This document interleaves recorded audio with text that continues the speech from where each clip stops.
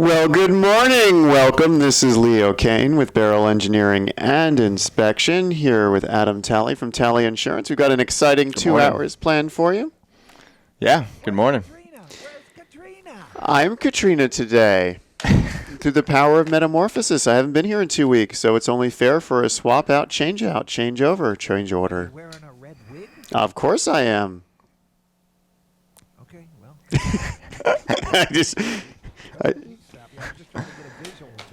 Well, I'm sorry, we don't have the Facebook Live going.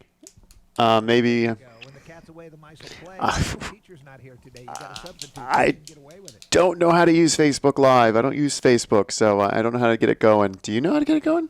I probably could figure it out, but I can at least vouch for you that you don't know how to use Facebook. Cool. So can you vouch that I'm wearing a red wig? Yeah, you look a little bit like Raggedy Andy right now. Oh, thank you. Yeah. Golly, stinks. I'm getting no water. This is like the good stuff. So, yeah, we have an exciting 2 hours planned for you. In the 9 o'clock hour, we're going to be interviewing F. Shroop Tampa. Getting ready for Gasparilla pirate season. Yeah, I guess they got 3 parades coming up, but I won't spill the beans on that yet. And then this hour, it's all about insurance, but not just any type of insurance. Business insurance. Business insurance, because this is the time of the year where businesses are getting their W-2s out. So businesses should be talking about insurance. I think so. A lot of people can't afford insurance. What you should talk about the first half hour is how we can make enough money to afford this expensive insurance. Insurance isn't expensive. Well, it depends on your industry, right? So. Well, he's not talking about. I think Pat's talking about personal insurance, though, right? Well. People are insured to death. Well, no, they're insured for death. We can do that too. We sell life insurance. That works as well. Why don't they call it death insurance? You can only use it when you die. It's protecting other lives when you're gone. Ah. How about that? That's been. Plus, it'd be a lot harder. Did I sell you death? Yeah. Insurance? Yeah, they're salespeople. They want to, make a sale. But anyways, we're talking about commercial insurance today.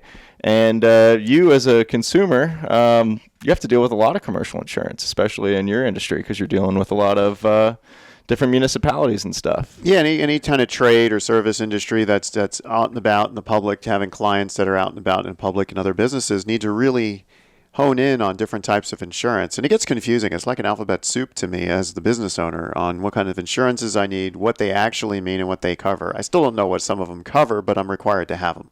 What do you want to know that you don't know what it covers? Well, that's a hard. That was. Well, we should talk about the different categories of insurance first. Then we can talk about what they actually cover. I mean, everyone's throwing around terms like CGL, P&L, E&O, WC, auto. Auto's easy, you think, but that's actually the most confusing of the batch to me. Really? Yeah. Interesting. You got non-hired autos, hired autos, rental autos. You got. I can't even say all the things you have. Interesting. Well, let's start with the basic. Let's start with CGL, general liability. Yes. Yeah, so commercial general liability, and really that's it's covering you in case you do something that you could get sued for the most part. So that's like the general broad definition there. Now there's a couple different ways to look at it, right? So the most common, the thing that people think about the most is really premises liability, right? So I'm walking over, you come into my business, you trip and fall, you want to sue me. That's the most common that people think about.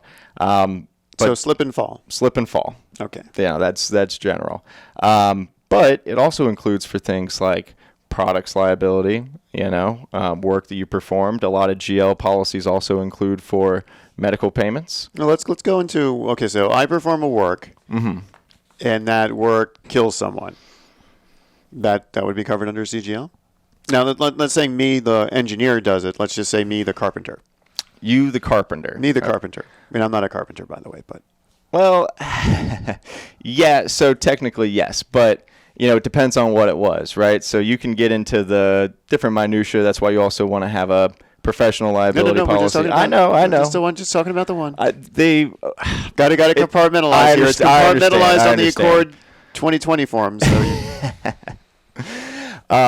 So yes, another common thing where you'll see on a GL, which is really important, is if you sell a product, right? So one of our clients, I sell a widget. widget works. Widgets. Things like pills. So we have somebody that makes like a supplement. Drug. Yeah, nice. so that's covered under a general liability Drugs policy are more as well. exciting to talk about than widgets, aren't they? I would think so. So I got a client who sells drugs. Sounds much better than I have a client who sells a widget. Well, it's phosphoethanolamine, so it's much easier just to say supplement than to say that repeatedly. Ethanolamine. What does that do? That's some kind of it's an alkaline. No, alcohol. It's an alcohol because of the ethylene. It's I don't really know. It's a supplement. I don't know. What does it say it might or might not do on the bottle?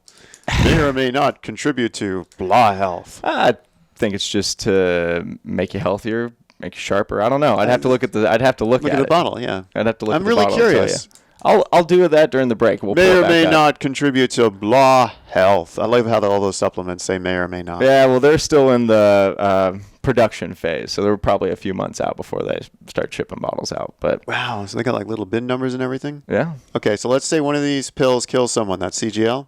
yeah, that's Okay. what you would use. Now, and when you see the limits on there, the most They're common huge, like are millions. 1 million, 2 million. That's common. That's the most common. I've seen a lot of people where, especially if they're like leasing a space, I've seen a lot of landlords now requiring, a $3 million umbrella, a $4 million umbrella. Really depends on. Now, why would you get, here's where I get confused about insurance. Mm-hmm. Let's just say I'm driving up to a $250,000 property. Mm-hmm. Why would they force me to have a $3 million policy? So it's not you driving up to a $250,000 property, right? So it's more of you're the tenant in let's say a big office complex, right? No. It's a specific example. Okay. I have a $250,000 house I'm renting or driving up to, and they're forcing me to get a $2 or $3 million policy. And you're putting your business in there, right? Your business is occupied. No, I'm just visiting it as a service industry. Oh, no. So I was more talking about Well, you no, as a tenant. I'm talking about me as the visiting, wondering why they're requiring such high limits. A lot of it is just it comes from the lawyers, right? So you might get this corporate lawyer, and they say we want all of our, all of our vendors to carry this insurance. It's really trying to protect themselves because, as you know, when Erin's in here, she'll tell you something happens and they go to sue people. They sue everybody. So that's generally why they want the people to have it. It's that extra layer of protection. We see it, the example I was going to use, we see it a lot where it's a tenant that's going to lease out that area, that space that the landlord has. The landlord might have a lot of assets, and they want to make sure that there's that extra barrier before you get to that. So office building, someone burns down the whole building, then you might be Well, if somebody burns down the whole building by accident. So they would Let's just say they were doing a crock pot lunch and they plugged all their crock pots in on one extension cord, and someone spilled water on the counter and it started an electrical fire. Well, it's a good example. Good example. Very specific example, Leo. Very specific example now, but the funny thing is, in that case, See, I had the preemptive laugh. yeah, too. in that case, there's really usually only $100,000 limit because that's damage to premises rented to you. No. So that wouldn't even fall under there. So you'd want to make sure that you have property insurance and that kind of stuff. Oh, that's going after them, but then Right. they subrogate against subrogation's another thing we can talk about later. But Right. Okay, so I've got CGL, I've got per occurrence. There's usually a medical line in CGL. Yeah, it's usually $5,000 or $10,000, and that's a medical expense is more Band-Aid coverage, right? Somebody comes, they get hurt, they don't necessarily want to sue you. They take a little money out of that to help pay for, some medical expenses to, kind of a show of good faith. We don't see that used very, very often, but it's built in. It's also built in on your homeowner's policy as well. Yeah, I see it Again, on my something we homeowners. don't see used a lot. Because everyone's going after the million. Why fight to get the 5,000 if you can go after the million? I don't know. Attorneys. I blame the attorneys. I don't blame the attorneys. Oh, is that noise? That is coming? noise. That is I think noise. Pat's tired of listening to us. Yeah, he'll put us on silent soon. Well, I still got a whole minute then. I know. Yeah. So when we come back, I'd like to talk about property insurance because I think that's huge.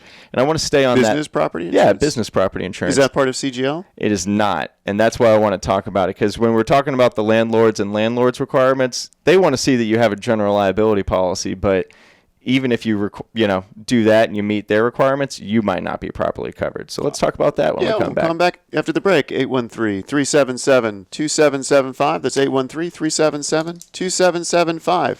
We'll be right back from the break. I think we still have like 20 seconds. We kind of preemptively jumped the gun there. That's okay. I was getting excited about property insurance. It's my favorite. I was getting excited about CGL and E&L and E&O and P&L and whatever. We'll be right back.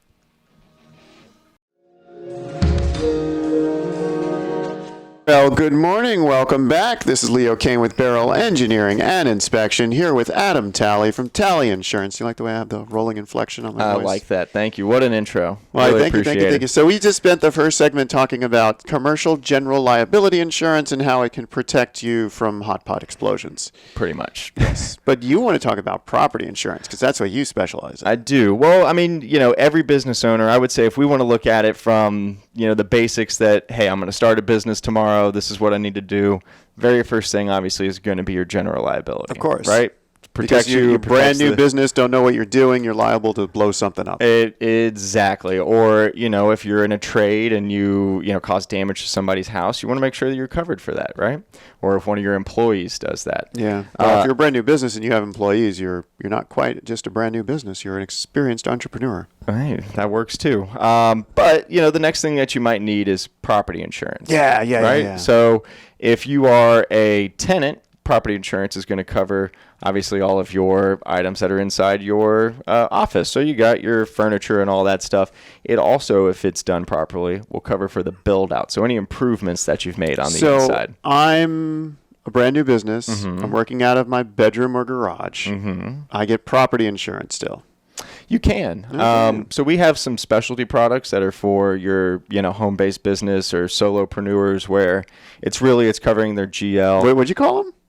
Solopreneurs. Never heard of that. Yeah. Yeah. Did you just make that up? No, I've heard that before. No. It wasn't me. I didn't coin that term. Is that a BNI term? I don't know about that. You were in BNI for a long time. I never heard the term. Anyways, so we have some products that are specialty for that. Actually, one that does a really good job for your people that are in, the digital marketing realm. Package it really nice together where it also includes your professional liability, which we'll talk about later, and a little bit of property in there as well. So it's a nice little package. Really, depending on the type of business you are, kind of depends on, how we can insure you, right? So a business like yourself where, you're an engineer and you do inspections, the way the insurance industry looks at that, it's a little bit riskier than, say, a bakery, for instance, or an insurance office. Wait, I'm riskier than a place that uses a 1200 degree oven to cook things? As far as the insurance industry is looking at it, yeah, because when they're looking at the GL, they're looking at all the houses that you're on and everything else like that. The bakery's not moving anywhere, potentially. Hopefully not. And we do have stuff for food trucks as well. But, for the easiest stuff is stuff like my business, right? An insurance office. To get property and GL for that, we don't have to do two separate policies. We can do a policy that's called a BOP, or a business owner's policy. And those are really, for your Main Street businesses, those are the best way to insure yourself because those include all sorts of things in there that, hey, you may not ever use, but it's really nice to have that extra coverage for your signs. You can throw in employee dishonesty. I mean, there's a lot of stuff that's built into a BOP. So BOP is different than Keyman. BOP is very different than Keyman. Write Keyman down because that's another one we have to talk about. So many insurances. So I wish there was a guide, Starting a Business 101. This is all the insurance you need. Instead, you're getting it right here, right now on Katrina Madewell's Tampa Home Talk. Right. So a BOP, trademark. Yeah, the best way to look at a BOP is almost like a homeowner's policy. Right? If you look at your homeowner's policy deck page, there's all sorts of things on there that you may never need, right? I mean, heck. I hope I never need any of it. Yeah, that's true. But, hey, I sell it so you can use it, right? But, on a lot of homeowners' policies you sell it so we can have it. Anyways, but it includes all sorts of stuff. Mm-hmm. When you go to just a more general property policy, even if you're, the landlord or anything else like that, depending on the carrier you go through, it's not going to have all those things. So property insurance covers signage and all that other stuff, or is that BOP? can. It can. Yeah, Okay. it depends on who you're with, right? We're unfortunately the insurance industry looks at Hillsborough County and obviously definitely Pinellas County, but they look at Hillsborough County as a coastal county. Of course. So 'Cause we've got the bay. Exactly, which I've never seen a hurricane make like a little loop-de-loop like that to where it'd come up, but it is what it is. But when it comes to that, it means that a lot of the standard carriers, like Nationwide and Liberty Mutual and that kind of stuff, they're not writing a ton of property insurance in our area. I mean, they will if it's a newer building, that kind of stuff. So where you start seeing the more basic property policies is when you need to go outside of the standard carriers. You need to go to what's called the excess and surplus lines market. Lloyd's of London. Lloyd's of London, yes. So It sounds so fancy. They charge so much money. They do, and there's fees and everything else associated with it. But it's the only way to. Sometimes it's the only way to get wind coverage, and we know that's very important around here. Wait, so if I'm a business owner owning a house or owning a strip mall, it's much harder to get wind insurance than it would be if I was a homeowner? Yes. Because a homeowner, I need hurricane insurance. Yes. So it's And I can't do that as a business. I can't go, I need business hurricane insurance. No, No? not really. I mean, you can, and like I said, there's a lot of products out there, and it really comes down to what type of business you're running, which determines availability of the things that we have there. Think about it more like on the intercoastal for the homeowners, where it's in the wind zone, so they can exclude wind. You see that sometimes just on a regular business policy with some of these carriers. You just exclude wind. Mm-hmm. Wow. So you either want to find an E&S policy that's going to cover both, or you go without wind, or you get a separate wind policy. Is my property insurance through you covering wind? Yeah. Okay. Yeah. I wouldn't do that to you. Well, I don't know these things. That's why I just go to the experts. And if you need insurance and you're as confused as I am right now about what type of insurance is best for you, text the word ATOM to 813-377-2775. That's text the word ATOM to 813-377-2775, and that's ADAM, not ATOM. Right. Well done. Yeah. Appreciate that. Text the word ATOM. We'll hook you up with a physicist.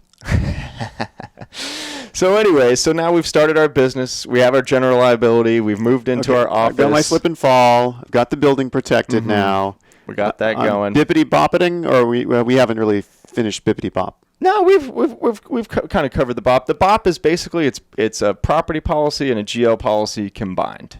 That's the simplest way to think about it. So if I have a bippity bop, I don't need a property or a GL? Correct, because it'll include both. Do our clients understand that when they ask for CGL and property? Yeah. Okay, you can just send them an accord that has a bippity bop, because I've never seen bop on the form. So it wouldn't come out like that. You'd still write, however they want. And most of the time, especially if you need a certificate, which is what you're talking about. Certificate of insurance. And anybody that's a contractor knows that the certificates are everything when it comes to getting your contracts and everything. And anyone who's an agent for a contractor knows how difficult it is during certain times of the year when everything renews. It is. But hey, we try to work real hard. I think you can speak to that. I'm usually within an hour trying to get you everything that we have. But when you're talking about a certificate of insurance, they don't, if you're a vendor, they don't care about your property, right? They just want to make sure that you're covered and that, they have that layer of protection in case you do something. So that's what they're looking for. And, you'll notice that on most of the certificates, if you are a contractor, and a certificate for those out there that aren't business owners it's a form that it's kind of like a deck page for your homeowner's policy. It's guaranteed by me, and we write everything on it. If you notice on that form, they're really looking for your GL, and in your case, they want to make sure that you have workers' comp. Yeah, most cases they want to see workers' comp. They definitely want to make sure you have workers' comp and professional liability and that kind of stuff. Now, as a business owner, workers' comp is that's another key thing that you have to have. No, as a business owner who's what do you call them, a solopreneur, you don't necessarily have to have it. You can actually file to exempt yourself from workers' comp. You can. Yeah. But again, that's going to depend on the industry as well. I mean, you can always exempt yourself, but certain industries have different requirements. So if you are in the construction industry and you can exempt yourself. You can still exempt yourself. Now, some if some of your contracts won't like that, but you Yeah. can still exempt yourself. But in the construction industry, if you have one employee, just one employee, then you have to have workers' comp. You know, that's the requirement there. So that's why you'll see a lot of subs and that kind of stuff. Yeah, but if you regular stuff, you need like what, 4 employees? So it's 4 if you're, and this is including the business owner if you are a An or employee. corporate officer. So in the non-construction industry, it's 4. Yeah. Agriculture, it's 6 if it's regular employees, or 12 if they're seasonal. And then if you're out of state, there's some other requirements that come in there as well. So agriculture, where you're more likely to get injured, that's the highest limit. yes, but I assume it's based on people that, they're probably not going to be filing claims or anything like that. True. Might not know they can, right? Might not even be here legally. Well, that would fall under the 12 for the seasonal one that we have there. And But I'm not saying there's anything wrong with that. I'm That's just saying true. that they won't be filing claims. That's probably correct. But yeah, so workers' comp is the big one. And when it comes to workers' comp, and we can touch on this when we get back, those rates are set by the state. So depending on what industry you're in, you have a certain factor that's what everything's based on. So when we come back, we'll talk about that. We can really do a whole section on workers' comp because it's the biggest, I think, in my opinion. Okay, let's do it when we come back. Stay tuned.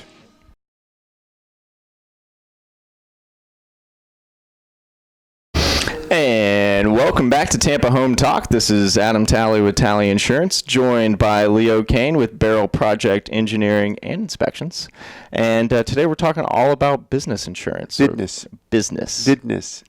Say it. Business. Business. No, business. Business. Aware that today is Betty White's 98th birthday. Holy smokes. She's not alive, is she? She is alive. Wow. Oh, that's right. They don't let anyone take recent photographs of her. Oh, really? Yeah. They want to maintain the image. Okay. What image? Happy birthday, Betty. Yeah, happy birthday, Betty. Oh, wait, I'm White. thinking of An someone American else. treasure. Never mind. I'm thinking of someone else. She is. Who else would you think? There's only one Betty White. That's true. Never She's mind. older than sliced bread. Really, I've read that somewhere Older where, than where like sliced sliced bread didn't come out till after she was born. So Wow, go her. yeah, happy birthday, Betty. Yeah. That's awesome. She's Thanks for truly that. a golden girl Thanks now. for that tidbit there, Pat. Did I at least Really get one appreciate right that. reference there? Yeah, Pat. It's Patrick. Sorry. I'm sorry. What'd you say? Did I get one right reference? Yeah, in she the- was a golden girl. Okay, excellent. You did good. Okay, Or you good. did well. I guess you do well, right? Oh, the difference between good and well. What is this, Grammar 101?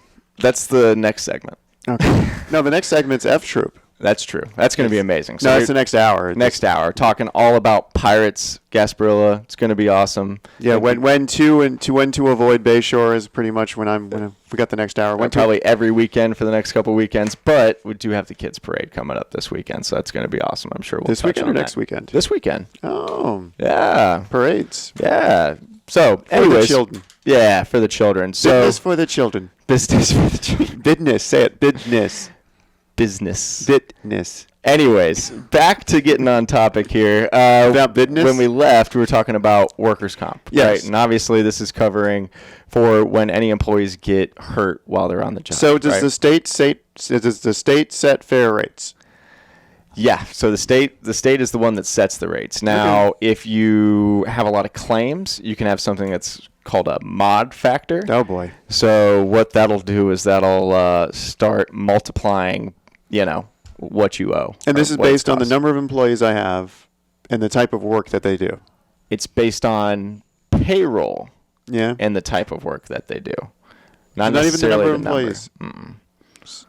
So it would be, the requirement is based on employees, Yeah. but it's all done on payroll, right? And the payroll for the different classes. So, in your case, you would have, a few people that are listed under an office class, Yeah, which will be a little everyone. bit very, very less. Everyone. Everyone. And then you'll have people that are listed under, if they're out in the field. That'd be Office. different. Everyone's in the office. Everyone's in the office. Everyone's in the office. Fair They enough. are everyone in the office. Everyone's in the office doing their reports. Fair enough. But if let's just say you have a multifaceted business where people are doing different things.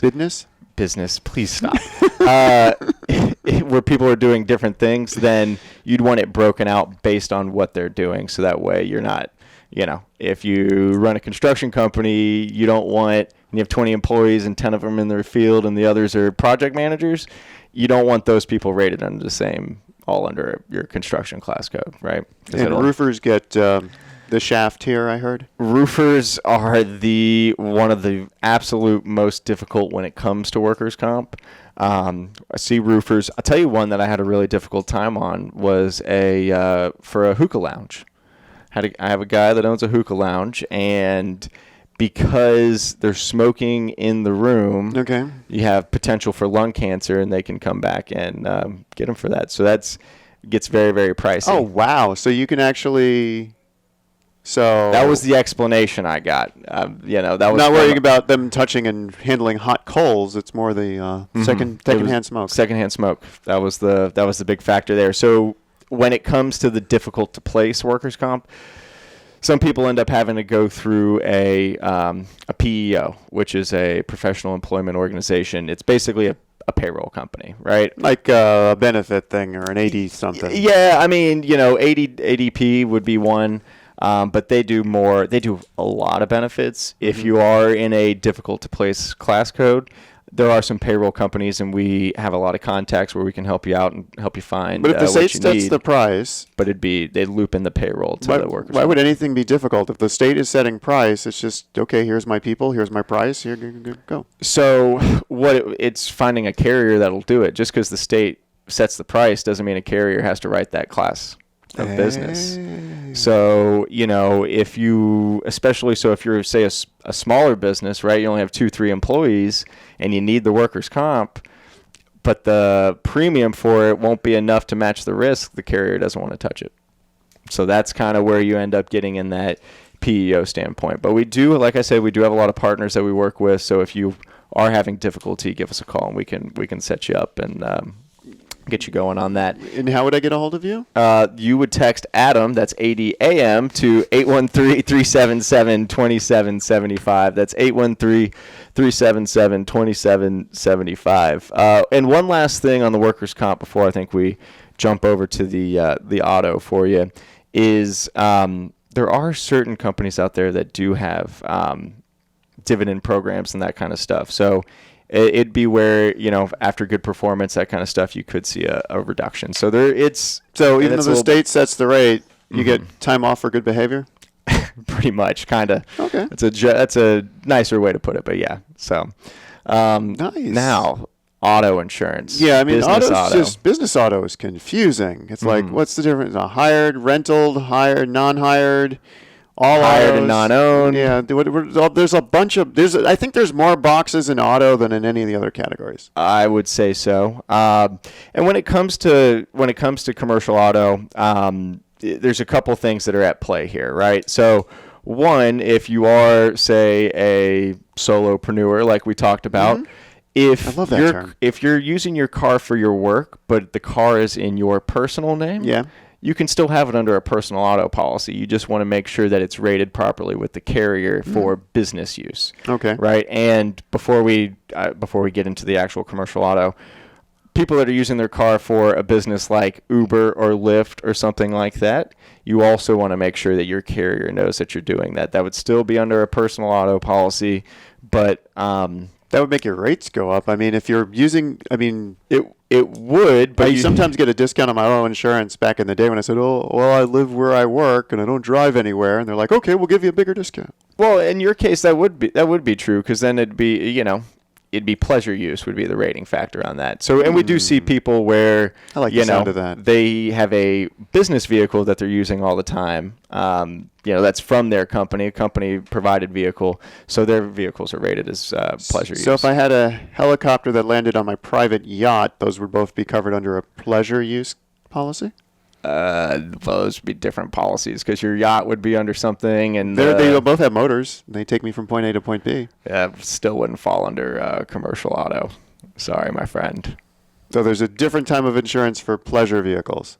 No, I'm just saying it's a different rating. Okay, right? Well, so under the personal auto, it'd be a different rating for all that. So we're still on personal. Yeah. So it's still, if it has a motor, it's auto. Motorcycles, Zambonis. If it's a motor vehicle for road use, it'd fall under a commercial auto, Okay, right? Zambonis, lawnmowers, No. trucks, cars. Trucks, cars, Food vans, trucks? food trucks, Okay, food trucks. that type of stuff. And when it comes to commercial auto, one of the Ice cream vans? ice cream vans, yes, if 4 wheels, we're good to go. Okay, 4 or more. Motorcycles, I don't know if you'd need a commercial policy for a motorcycle. If I haven't seen any businesses that need a motorcycle. Motocross? That's more of a sport. That's a different type of thing there. And if you're racing it, then that's a whole different category. But anyways, back to the good stuff. Do they have a good workers' comp rate? I have no idea. You've never were this close to Daytona and you've never written a policy for some kind of NASCAR person? I have not. I really wish I had, but it hadn't come across the desk yet. Okay. But so a couple things to really consider if you're a business owner and you have commercial autos. One is you need to think about the employees that you're hiring or the employees that you're letting drive your vehicles, because their driving record will affect your policy. Mm-hmm. The other thing is gross vehicle weight, right? The bigger the vehicle, the more expensive it is. That makes sense. Okay, so I think, back in the day, you used to see all these contractors, they had those big, huge Econoline vans, you know what I'm talking about? And now they're all in those tiny little... Saturns for everyone. Yeah, so Plastic the reason cars they do that that weigh is... nothing. Yeah, A, they're a little less expensive, but B, the insurance is less expensive. Okay. The other thing, one of the other things that factors in before you even get into any of this other stuff is... Jesus, I lost my train of thought there. I didn't even say anything to No, that's true. No, I got it. It's is radius, right? So how far you're driving. How far you're Far and driving wide. from the central location, Yeah, right? how So far and wide. usually within 50 to 100 miles, you're all right around the same. But if you go 500, 1,000 miles, that type of stuff, then obviously it's a little bit different risk there. So those are some of the things just to think about before you even dive into commercial auto. What's the difference between hired auto, non-hired auto? What's those boxes? So the hired and non-owned auto, so that's a really good question. So hired and non-owned auto would be, so let's say we have hired and non-owned auto for our business insurance, right? So that covers in case you have any employees or anything else like that that are going out using their personal vehicle for business use. It's not listed on your policy anywhere. But if they get in an accident while they are, let's say running to Sam's Club to pick up stuff for the office. No, 5-gallon water refills. 5-gallon water refills, right? And they get in an accident. Well, if they were doing that because you told them to, because on work time for work-related stuff, then, liability could come back to you on that. So that's and that would be CGL. And that would not be CGL. Or workers' comp. Okay. So that's why you would want that on there. I feel like we missed a break. Pat, did we miss a break? No. Pat even there? I don't think so. Okay, it's just like... Okay, because I didn't hear any music. He gets very worried. He has this internal clock. I do have an internal clock. So we're going to commercial in 20 seconds, or the music's going to start in 20 seconds? Tell me I have a minute. Oh, okay, that makes more sense. Sorry, Adam. I got a little... Oh... I was just talking to myself, but yeah, I got a little worried because it was 8:45 and we hadn't gone to. Usually, Pat's talking about what's happening next hour. That's true. Well, I think he'll lead us in with the next one on that. But yeah. So, anyways, the thing with commercial auto is we have a lot of options for you as well. I have 10 different commercial auto carriers. So just like your personal auto, if you haven't shopped it in a while, it's usually something I would want to shop at least every other year just to make sure you're still getting the best rate. So you're going to be shopping me this year? If you let me. You're my agent, aren't you? I would love to be. Well, you're my agent. I am. Yeah, but not for auto yet, though. So we'll work on auto this year. That'll be the next one. Oh, you told me last year you couldn't beat the rate.